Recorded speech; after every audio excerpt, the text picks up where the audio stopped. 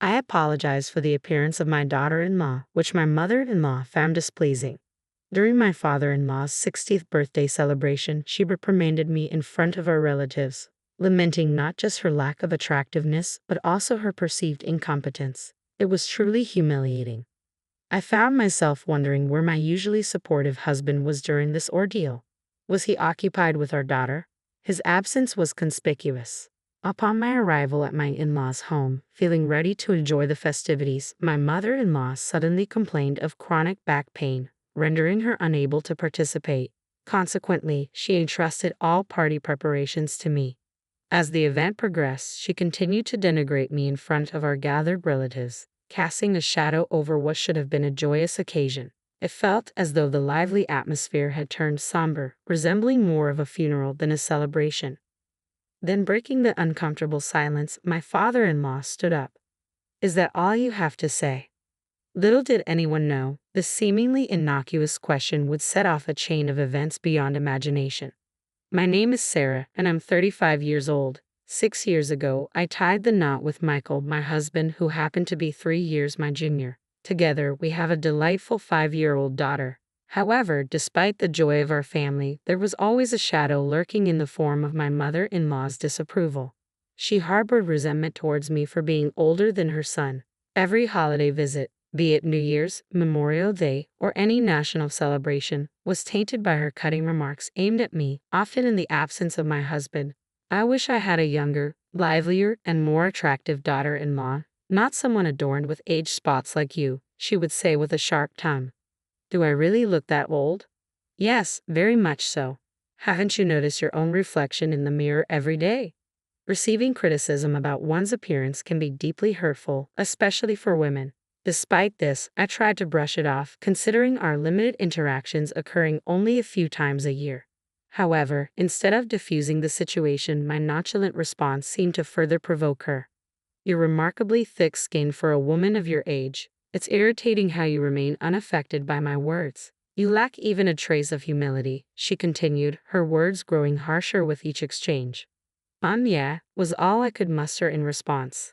How should I confront my mother-in-law, whose words always leave me speechless? In front of my husband, she wears a facade of kindness, concealing her true nature. It's as if he's oblivious to her mistreatment of me. Yet, if I were to express my frustrations, I fear I'd bear the blame. So, I've endured in silence. Visiting their home with her presence feels like carrying a heavy burden. Despite this, it was a significant occasion, my gentle father-in-law's 60th birthday celebration. With numerous relatives gathering for the grand event, I chose to attend. Though my father-in-law is reserved, his subtle acts of kindness envelop me when my mother-in-law's hurtful words weigh me down. He gently approaches, offering solace with his words. "Sarah, if you're struggling, please don't hesitate to confide in me. I'd like to offer my support if that's all right with you." I couldn't help but wonder if my father-in-law was aware of the harassment I endured from my mother-in-law. Perhaps he chose to refrain from openly supporting me to shield me from further mistreatment behind the scenes. To honor our compassionate father-in-law, our family embarked on a 3-hour journey early in the morning to reach our in-laws' home. Feeling a bit under the weather with a low-grade fever and lingering fatigue, I entrusted the driving to my husband, Michael. Upon arrival, my mother-in-law emerged from the front door with an air of cheerfulness. Well, look who's here. It's been a while, Michael. You should visit more often. Oh dear, you look exhausted." "I've been driving non-stop, so it's understandable," Michael replied wearily. "You've clearly put in a lot of effort. I'll prepare the bed right away. Why don't you go rest in the back room?" "That sounds like a plan, Sarah. You should rest too. You've been tending to our child in the car. You must be exhausted. Plus, you don't seem well." "Oh, Michael, you didn't know. I spoke with Sarah yesterday, and we arranged to go shopping for the 60th birthday celebration." "Sarah, you go rest. Once you've placed the luggage at the entrance, we'll head out." Of course, I couldn't recall any such arrangement, nor did I recall discussing any shopping plans. After looking after our energetic 5-year-old daughter, I felt drained. Since I wasn't feeling well, I welcomed the chance to rest. Since Sarah isn't feeling well, let her rest. You can handle the shopping, but this is your father's special occasion. I want to pick out the finest ingredients with Sarah. Sarah, you'll stick to our plan, won't you?" She had a knack for presenting excuses that left me no room for refusal. After dropping off the luggage, she grabbed my arm forcefully and directed me back into the car we had just exited. With an intense glare, she snapped, "You don't need rest right now." But almost instantly, her demeanor softened into a broad smile as she exclaimed, "Thank you for driving us. I really appreciate it." Knowing my mother-in-law's temperament, opposing her at that moment would likely ruin the entire day. With reluctance, I found myself settling into the driver's seat. "I'm feeling all right, Michael. You take a break. I'll accompany mother-in-law for shopping." Attempting to hand her daughter over to Michael, my mother-in-law swiftly intervened, taking the child from my arms and settling her into the child's seat before shutting the door firmly. Taking care of the child is a mother's responsibility. "Well then, Michael, we're off." As she settled into the passenger seat, her previously sweet demeanor vanished, replaced by a harsh tone as she began to chastise me. "So, you can't even manage to care for your own child? Quit relying on Michael for everything. You're nothing but an incompetent daughter-in-law, aging before your time." What was truly unsettling was her ability to maintain a sugary facade while my husband, Michael, remained within earshot, completely oblivious. "Wave goodbye to this microwave," she quipped as we embarked on the drive in my husband's unfamiliar car towards the bustling supermarket. Predictably, my mother-in-law wasted no time before launching into a lecture. "You'll regret lounging around while my son drives, mother-in-law," I retorted weakly. "Please refrain from such ominous remarks. I've been battling fever and fatigue since this morning. Your poor health stems from your lack of discipline, and your crow's feet, more pronounced. Those cheek spots, darker. It's painful to witness. Your skin has lost its former vitality," she criticized relentlessly. Drained of all energy to counter her harsh words, I merely nodded as we reached the supermarket. This is utterly exhausting.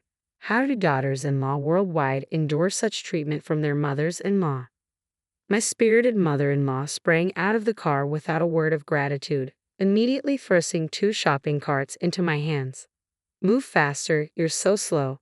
Attempting to steer clear of the bustling crowds, I lagged behind, but she surged ahead, filling the carts with extravagant items like USDA prime beef, crab, salmon roe, and melons. She then proceeded to toss in unnecessary items. "Mother-in-law, do we really need all of this right now? I've already decided, we're stocking up so we won't have to make frequent trips. You should have known that without my having to tell you." Feeling utterly helpless, I allowed her to dictate the shopping list. By the time we finished, the carts were overflowing. "Let's head to checkout. Move quickly now, no dawdling." Despite her haste, when it was time to settle the bill at the checkout counter, my mother-in-law made no move to retrieve her wallet. "Mother-in-law, the payment," I ventured. She kept her hands folded behind her back, unmoving. When I pressed her again for the money, she shot me an angry glare. "You should foot the bill for everything." "Excuse me," I stammered. "As a wife, it's your responsibility to cater to your husband's family. Don't be miserly, just pay up." Reluctantly, I ended up covering the entire bill at the register, totaling $300. With no cash on hand, I had to charge it to my credit card. As a part-time worker trying to support my child, this financial blow hit hard. What made matters worse was that I had brought $300 as a birthday gift for my father-in-law's 60th birthday, but now I couldn't use it. This expense meant tightening our belts even further in the future, adding to the already heavy burden. I wonder how I'll break this news to Michael. If I were to speak up about this treatment, my mother-in-law might cause a scene. During the car ride home, she continued her onslaught of insults, showcasing an impressive array of verbal attacks. On our arrival home, my husband remained fast asleep, likely exhausted. Sensing an opportunity, my mother-in-law's smile widened as she began to assert her authority over me. "After you've put away the groceries, go eat in the garden immediately. Could I please have a moment to rest? You have no right to defy your mother-in-law. This is the consequence of letting Michael drive alone. You brought this upon yourself," I muttered. "If you have time to argue, then you have time to work. Hurry up, we're running out of time. After you've eaten, clean the bathroom and the toilet." Despite the injustice of the situation, I had no option but to endure it. Throughout the day, I toiled in the garden, pulling out weeds before tackling the grime and yellow stains in the bathroom and toilet. As I worked, I consoled myself with the thought that once the 60th birthday celebration concluded, I could enjoy some respite from my mother-in-law's presence. Just as I finished cleaning, my husband stirred from his slumber, surprised to find me still at work.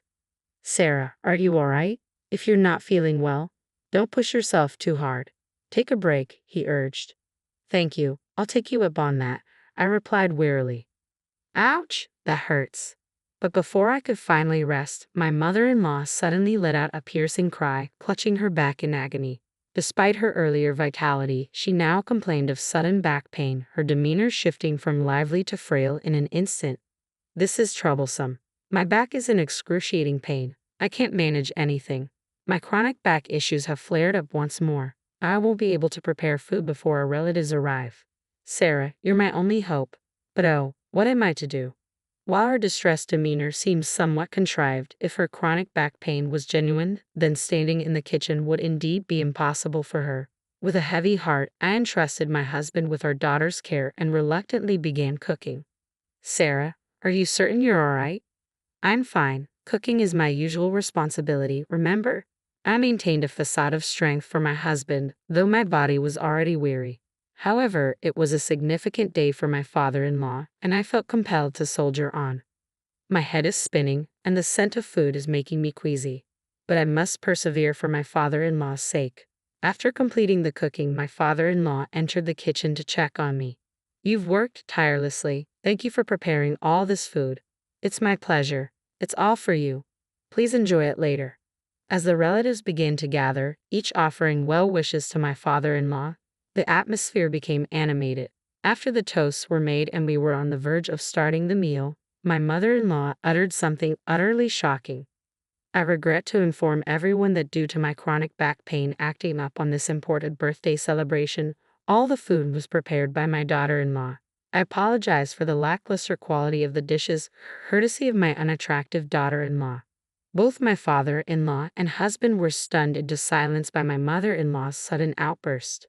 Not only is my daughter-in-law unattractive, but she's also clumsy and utterly inept. It's truly a shame, she continued, her tone dripping with disdain. As she exaggeratedly rubbed her back, my mother-in-law persisted in belittling me. She's quite clumsy, you see. Without my assistance, she's helpless. I even question her ability to care for her own child. I worry whether Michael can cope with such a wife. What should have been a joyous occasion swiftly descended into a somber atmosphere, reminiscent more of a funeral than a celebration. My typically supportive husband, who should have been caring for our daughter, was conspicuously absent. Then, in a moment that shattered the tension, my father-in-law, who had been silently observing, rose to his feet. Is that all you have to say? He demanded, his voice cutting through the tension. Seems like it. Perhaps it's time to bid farewell to the useless one, my mother-in-law added, her words dripping with contempt. In that instant, my husband strode into the room, carrying our daughter in a suitcase. His expression was unusually stern. Dad, as you suggested, I've packed her belongings, he declared firmly. My mother-in-law's smile hinted at satisfaction. Sarah, it appears you're being shown the door, she taunted. But to her astonishment, my husband handed the suitcase to her. What? My father-in-law's booming voice delivered the final blow. Take that and leave this house immediately. Despite her initial confusion, my mother-in-law swiftly grasped the gravity of the situation. Why am I the one being asked to leave? It's Sarah who's incompetent. The bathroom is always covered in mold, the toilet left filthy, and you dare to label Sarah as useless when you hardly lift a finger to cook. And let's not forget how terribly you've treated her. I've had my fill. It's a mother-in-law's responsibility to guide her daughter-in-law. I was merely pointing out her flaws. Guidance. Please. Do you think we're living in? My father-in-law began, but the raised eyebrows of an enraged father-in-law left no room for support. Realizing she wouldn't garner any sympathy from him, my mother-in-law resorted to her usual theatrics, turning to my husband and bursting into tears. Michael, don't get the wrong idea. Someday, we might have to take care of your father, right? So, I was trying to teach Sarah how to be a good wife, as difficult as that may have been. Taking care of him, that's a joke. I won't be fooled by you anymore. You've been mistreating Sarah all along, even today. Despite feeling unwell, she still came to celebrate Dad's 60th birthday.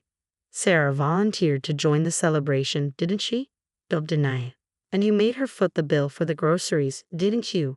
I found a receipt from today in her bag when she was trying to get candies for our daughter. It clearly shows Sarah paid with her credit card. I just asked her to pay because I didn't have any cash on me. I was planning to reimburse her later, honestly. Really? If I hadn't noticed, you would have stayed silent about it. I've ignored the typical mother-in-law and daughter-in-law conflicts, but you've crossed a line. I'm tired of living with such a spiteful old woman.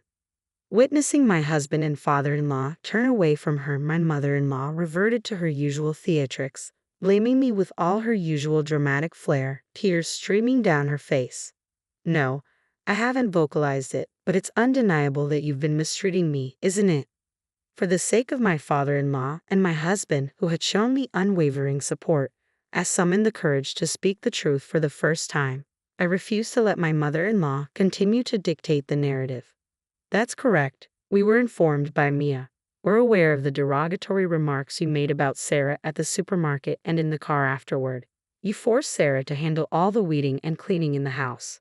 Yeah, Grandma was mean to Mommy. She made her clean lots of things. You can't just dismiss a child's words. Maya doesn't lie. Let's review the dash cam footage. That should clarify everything. Excellent suggestion, Sarah. I'll do that right away. Ignoring his mother's protests, Michael strode out to the parked car, starting the engine and pulling up the dash cam footage. The latest model, equipped to record both the road and the car's interior, provided crystal clear visuals, including facial expressions.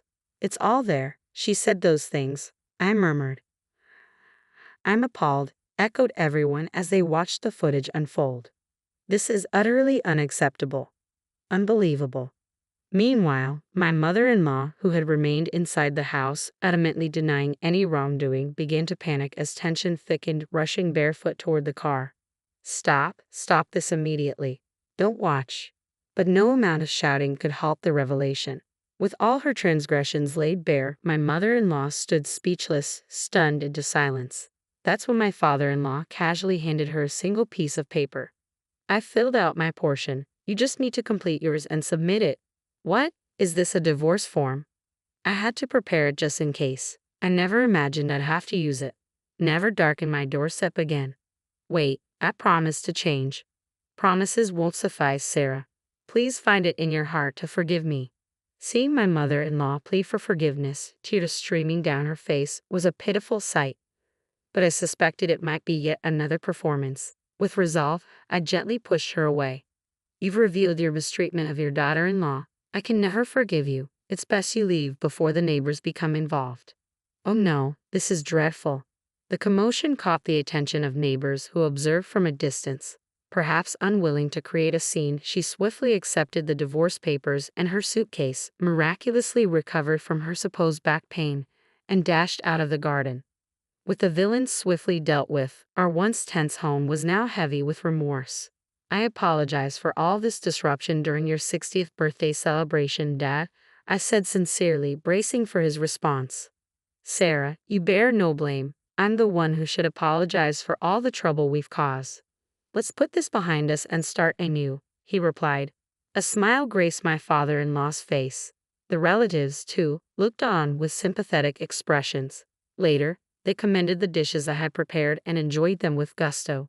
In that moment, all weariness seemed to evaporate into thin air. Thus, we commemorated my father-in-law's 60th birthday in grand style. Despite her initial reluctance, my mother-in-law eventually agreed to the divorce, and it concluded amicably. It also came to light that she had been embezzling funds from my father-in-law's account, resulting in an order for her to repay $10,000 that she had spent recklessly. Struggling to secure employment due to her lack of experience, she now works as a nighttime janitor in an office building. With little money remaining, she resides in a dilapidated apartment that has seen better days. Meanwhile, I discovered that I was pregnant with my second child. The discomfort I had experienced earlier was attributed to my pregnancy. 5 months have elapsed since then, and my husband Michael has been incredibly supportive. Our ultrasound revealed that we are expecting a baby boy. Both Michael and my father-in-law eagerly anticipate his arrival, already preparing for his welcome. My father-in-law even sent over a selection of blue baby clothes. Our darling daughter is thrilled at the prospect of having a younger brother and diligently practices caring for a baby with her dolls each day. Witnessing her enthusiasm fills me with boundless joy.